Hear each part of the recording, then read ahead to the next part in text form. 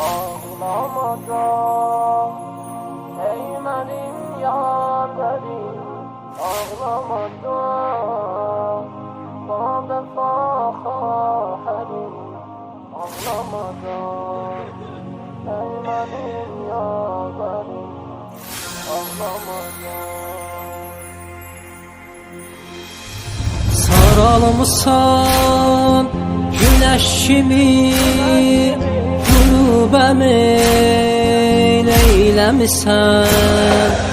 Ay günəşim, sən hər zaman haqq deyib haqq söyləmisən. Qəmimdəsin, nə vurmuşam, boşa qara bağlamışam.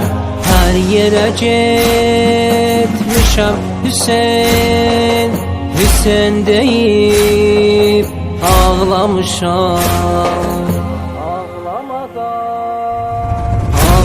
Ağlamaday ey mənim yavərim, ağlamaday bu vəfa xahərim, ağlamaday ey mənim yavərim, ağlamaday. Saxla yaram ölüncə bu məhəbbətin sinəmdədir. Həm qəmin həm dağın həmi əmanətin sinəmdədir. Başına an dola Hüseyn, köynəyini saxlamışam. Hər yerə getmişəm Hüseyn, Hüseyn deyib ağlamışam. Ağlamaday ey mənim yavərim, ağlamaday o vəfa xahərim, ağlamaday ey mənim yavərim, ağlamaday.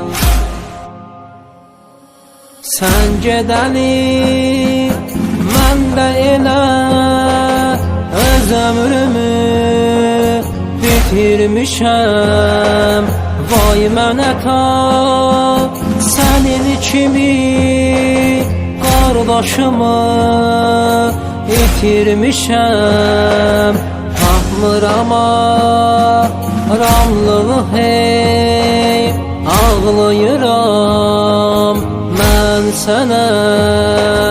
Nizədən ay kimi baxıb sanki deyir sən mənə.